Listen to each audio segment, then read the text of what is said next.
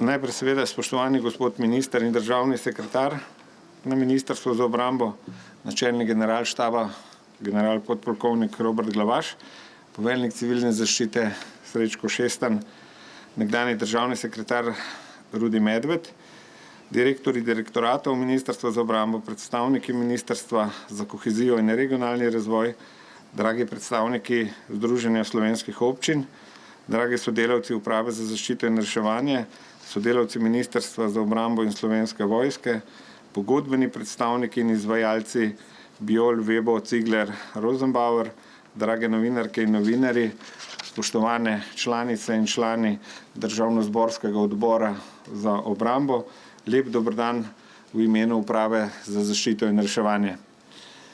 Ne glede na to, da je danes malo bolj hladen dan, pa je danes malo bolj oblačen dan, v sistemu zaščite in reševanja nikoli nismo nepripravljeni na take dneve in nam vedno sije sonce zaradi pridnih rok in pripravljenosti ljudi za delo v sistemu zaščite in reševanja.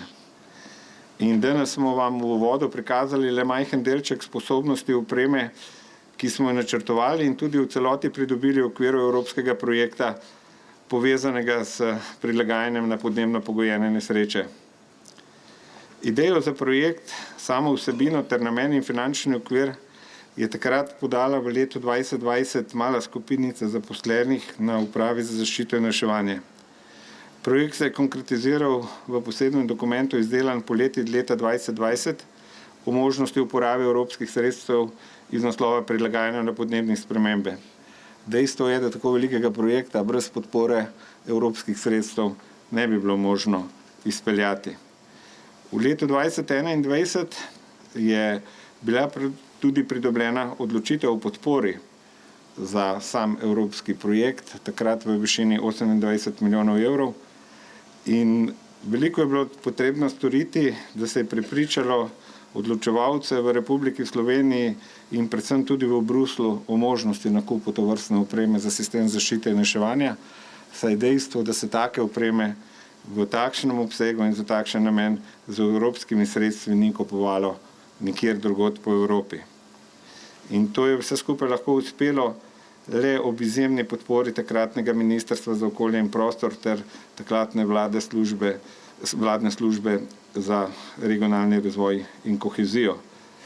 Po pridobitvi odločitev o podpori se je začela z javnimi naročili, ki pa niso bila vedno uspešna, saj je bil čas za izvedbo malo, hkrati pa je izbruhnila tudi vojna v Ukrajini, ki je praktično zaustavila in podaljšala potencialne dobavne roke predvidene opreme. Pojavil se je zastoj, ki ga je nova ekipa Ministrstva za obrambo pod vodstvom ministra Šarca in takratnega državnega sekretarja Rudija Medveda uspela z vztrajanjem rešiti in uspešno zaključiti potrebne razpise, da lahko danes v popolnosti občudujemo realizacijo vizije, reforme sistema, preventive, načrtovanja odziva in tudi sam odziv v primeru naravnih nesreč. Sistem do zapisanega predloga reforme, uskladitve programa načrta za okrevanje in odpornost v Bruslu ter nenazadnje potrditve resolucije o varstvu pred naravnimi in drugimi nesrečami za obdobje 24-30 v oktobru 2024 v Državnem zboru, v katerem je zapisana razvojna usmeritev, posodobitev ter večja avtonomnost sistema ZRP, ni izkazoval pretirane ambicioznosti ter vizije prilagajanja na izzive naravnih nesreč in kompleksnih situacij ob samem primeru žleda, migracijski krizi, COVID-19, velikemu požaru na Krasu in nenazadnje izzive vojnega stanja v Ukrajini in ostalih žariščih v okolici Evropske unije, kar bistveno vpliva na delovanje vseh držav in družbe v državah Evropske unije. V tem projektu je bilo za nabavo specializiranih tovornih vozil, namenskih kotalnih zabojnikov in visoko zmogljivih črpalk skupno namenjeno preko 30 milijonov evropskih sredstev. Glavni dobavitelji so bili Vebo Maribor, Cigler, Biol in pa tudi podjetje Rosenbauer za 10 visoko zmogljivih črpalk. V letih 23 in 24 je bilo dobavljenih vseh 40 specialnih tovornih vozil z integriranimi hidravličnimi nadgradnjami ki vključujejo tako dvigalo s pripadajočimi orodji in opremo, hidravlične nalagalne kotalne zabojnike in pa tudi hidravlična vitla, ter posebnih 164 namenskih menjalnih nadgradenj z opremo, ki je namenjena predvsem za posredovanje v primeru poplav. Sredstva za izvedbo projekta je zagotovilo tudi Uprava za zaščito in reševanje, in sicer skupno 6,5 milijonov od 30 milijonov sredstev. Naveden projekt zagotavljanja ustrezne opreme, ki ga vidimo danes, je v zgodovini Republike Slovenije daleč največji projekt zagotavljanja opreme za posredovanje v nesrečah na področju zaščite, reševanja in pomoči. Projekt v celoti, kot omenjeno, povzema cilje reforme sistema zaščite in reševanja z namenom učinkovitejšega prilagajanja na podnebne in druge nesreče in vzpostavlja aktivnejši odnos države v pogledu preventive načrtovanja ukrepov ter odziva v primeru naravnih nesreč v povezavi z lokalnimi skupnostmi.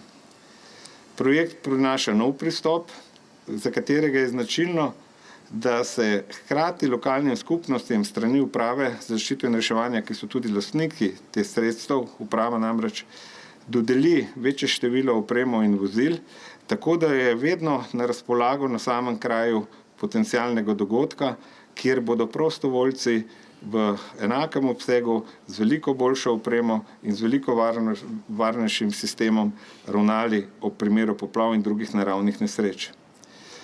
Odziv temelji na standardizirani opremi, standardiziranih postopkih, enoviti usposobljenosti reševalcev, saj bomo v naslednjih 2 letih skupno usposobili samo za primer poplav več kot 1500 oseb iz lokalne skupnosti, ki bodo v vsakem trenutku lahko delali doma, v roku 2 do 4 ur šli v pomoč sosednji lokalni skupnosti oziroma 4 do 8 ur v katerokoli drugo regijo oziroma katerokoli drugo državo. Ob tej priložnosti se ob zaključku projekta zahvaljujem takratni ekipi, ki je skupaj z mano vodila projekt, in sicer Ani Ciferlin, Martinu Smodišu in Nataši Moškun. Ekipi Ministrstva za okolje, prostor in energijo, še posebej Mateji Per, skupaj z ministrom in takratnim državnim sekretarjem. Ekipi tedanje službe vlade za kohezijo, današnjo Ministrstvo za kohezijo in regionalni razvoj, z ministrom in tudi s sodelavci za zaupanje, podporo, prepričljivost pri plasiranju povsem nove ideje uporabe evropskih sredstev na evropski parket, tako da Matjaž, Irena, Gabriel, ki ste danes tukaj prisotni, iskrena hvala. Hvala obema bivšima ministroma, predsedniku vlade Republike Slovenije, ki so v obdobju 2020 do jeseni 2024 vodili Ministrstvo za obrambo in se skozi celotno obdobje zavzemali za realizacijo projekta. Spoštovani minister Sajovic, izredna hvala tudi vam za vso nudeno podporo, aktivno sodelovanje ob zaključku dobave ter priganjanje in sodelovanje, da pošljemo ta vozila čim prej na teren in tudi z vašo podporo in podporo vaših sodelavcev ustrezno razdelimo opremo. Hvala že omenjenemu bivšemu sekretarju Rudiju Medvedu, enako Damjanu Jeklinu ter sedanjemu državnemu sekretarju Marku Lovšetu in Damirju Črnčecu za osebni angažma in neposredno pomoč pri izvedbi. Hvala direktorju Direktorata za logistiko, gospodu Željku Kralju in njegovima neumornima sodelavcema Petri Dolinar, ki je praktično izvedla in bila glavna oseba javnih naročil, ter Stanku Veglu, ki je več kot 1 leto prevzemal vso opremo in jo tudi skrbno evidentiral. Hvala bivšemu direktorju Uprave za zaščito in reševanje Darku Butu in vsem sodelavcem sedanjim in nekoč bivšim, ki so delovali v Upravi za zaščito in reševanje in nam nudili podporo. Hvala vsem 3 reprezentativnim združenjem občin, ki so danes prisotni, za sodelovanje in zavezanost k našemu skupnemu cilju uporabe opreme na nivoju lokalne skupnosti in regij. Brez vseh vas in veliko drugih sodelavcev uspešne realizacije tako velikega inovativnega projekta ne bi bilo. In povsem za zaključek naj mi bo dovoljeno tudi nekaj samohvale vseh zaposlenih in tudi vseh, ki delujejo v sistemu zaščite reševanja in vseh partnerjev v tem projektu. Kot že navedeno, gre za idejo in realizacijo novega koncepta sodelovanja lokalnih skupnosti in države ter povsem unikatnega izvedbenega sistema v vrsti in tipu specializirane opreme za posredovanje v primeru podnebnih pogojenih nesreč. Projekt je v celoti plod ideje, vizije in tudi narisanih konkretnih rešitev ekipe URSZR in MORS in s katero v celotnem kompleksnem in namenskem obsegu v tem trenutku ne razpolaga nobena druga država v Evropi. S tem Republika Slovenija krepi vlogo izjemno pomembne partnerice tudi v evropskem sistemu zaščite, reševanja in pomoči. Najlepša hvala.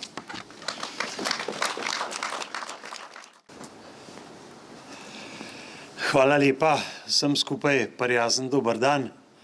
Ljudje, ki smo jih imeli radi in se jih redno spominjamo, živijo večno. Dajmo nameniti nekaj kratkih 10 sekund družinam, svojcev, vsem tistim, ki je danes jim v Velenju neskončno težko, s sporočilom, da sočustvujemo z njimi in smo skupaj.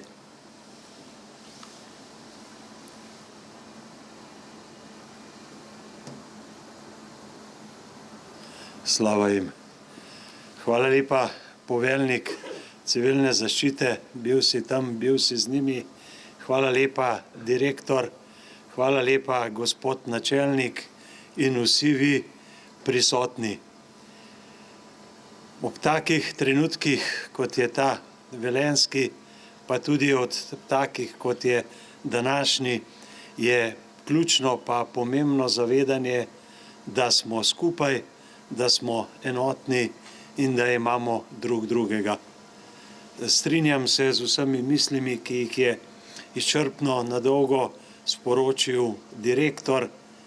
Zahvala tudi z moje strani vsem sodelujočim, vse stvari, ki so dobre, odlične in ta je taka, nadaljujemo in peljemo naprej. Želim si, da je to področje, kjer dihamo enotno, tako kot večkrat rečem, pa vidim, da moram to ponavljati v nedogled, da varnost v Sloveniji ni leva, ni desna, ni koalicijska, ni opozicijska, je ena sama, je naša slovenska. Zato hvala lepa tudi poslankama Andreji in pa Sandri za prisotnost in to je tisti duh, ki ga gojimo tudi na našem matičnem odboru in ga moramo prenesti na celotno slovensko družbo. Investirati 30 milijonov v našo skupno varnost je pomemben dogodek. Ker so z nami tudi predstavniki in predstavnice proizvajalcev, imam za vse nas še eno pomembno sporočilo. Kadar nabavljamo, kadar investiramo, je pomembno tudi zavedanje, da to ni denar od ministra, ni denar od sistema, to je denar od naših ljudi, ki se težko zasluži. In zato vsi, ki dajete ponudbe, ki jih pripravljate, moramo biti jasni, transparentni, zakoniti, tako da za vsak evro znamo položiti račune. Pomembno sporočilo, da je z nami tudi načelnik, poveljnik in pa kar še nekaj predstavnikov Slovenske vojske. Mi smo pripravljeni pomagati in se pripravljamo v izjemnih razmerah na obrambo in pa seveda tudi v sistemu zaščite in reševanja. Tako da hvala lepa tudi vsem za sodelovanje v vseh velikih zgodbah, od poplavah 23, pa seveda tudi zgodbe Krasa, strahovitega požara in vsega, kar smo se jih z teh zgodb naučili.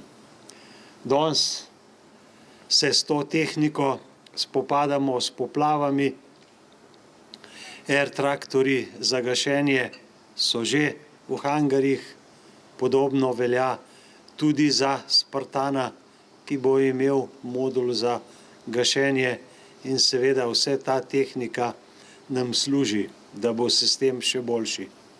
Kaj pa ključno, pa mogoče najtežje? Najtežje je tisti del, ki nas zdaj čaka, implementacija, da to tehniko približamo ljudem, da pripadnice in pa pripadnike dodatno izobrazimo in pa motiviramo. In pa kot nekdanjemu županu mi je pomemben način, da to delamo skupaj z občinami, zato hvala lepa vsem trem združenjem, predstavnikom in pa da bo ta tehnika enakomerno razporejena in pa razdeljena po Sloveniji, tam, kjer jo najbolj potrebujemo. V Sloveniji so območja, ki imajo težave s poplavami, razdeljena. Tja grejo v tem poskusnem modelu tudi prva vozila. V nadaljevanju seveda bomo enakomerno po Sloveniji razdelili vseh 40, vse kontejnerje in pa seveda tudi visoko zmogljive črpalke. Če pogledate znamke, vidite, da je samo tisto, kar je najboljše in kvalitetno, že preizkušeno, dovolj dobro za naše pripadnice in pa pripadnike in pa za naše ljudi v sistemu uvajanja. Bodimo dobronamerni, potrpežljivi. Če se kdaj pri uvajanju novih pristopov, novih tehnik nekaj zalomi, je treba to prvo sporočiti sodelavkam, sodelavcem, se usesti, mirno, konstruktivno poiskati rešitev, ne pa nekaj, kar je narobe ali pa slabo, objaviti najprej na Facebooku. Sem nekaj dni nazaj prebral eno misel, da je nekdo čuden, so včasih vedeli samo znotraj družine. Da je danes nekdo čuden, vejo vsi, ker sam to napiše na Facebook. Tako da pozitivnost, dobronamernost, iskanje rešitev, to je nekaj, kar šteje. Da potegnem še eno vzporednico, da me boste lažje razumeli. Bil sem del pogovorov in dogovorov, kako težko je bilo poiskati dodatna sredstva za 2 helikopterja za sistem zaščite in reševanja. Sem bil neskončno zadovoljen in pa vesel, da so znotraj Ministrstva za notranje zadeve poiskali ta sredstva, da imajo tam ljudi, ki v najtežjih razmerah s helikopterji, tako kot v Slovenski vojski, rešujejo že desetletja in desetletja in so uspešni. In namesto, da bi jim zdaj stali ob strani, da bi iskali optimalne rešitve, delček te zgodbe služi naši notranji delitvi in pa političnemu obračunavanju. Nedopustno, nepošteno, nesprejemljivo, to si kot ljudje nismo zaslužili. In naj bo dobronamernost, pozitivnost, iskanje rešitev tudi moto in pa vodilo za vse tiste, ki bomo skupaj iskali, da je ta čudovita tehnika čim večkrat vsak dan na voljo za vajo, za pomoč, za reševanje in pa seveda, da se čim manjkrat srečamo na intervencije ob naravnih nesrečah, če se pa bomo, pa preprosto zavedanje, da bomo na ministrstvu skupaj z vami, sodelavke, sodelavci, prostovoljke in prostovoljci naredili vse, da bodo človeška življenja in pa premoženje zavarovano. Še enkrat hvala lepa, ker ste tle, gremo skupaj drug z drugim enotno slovensko naprej. Hvala.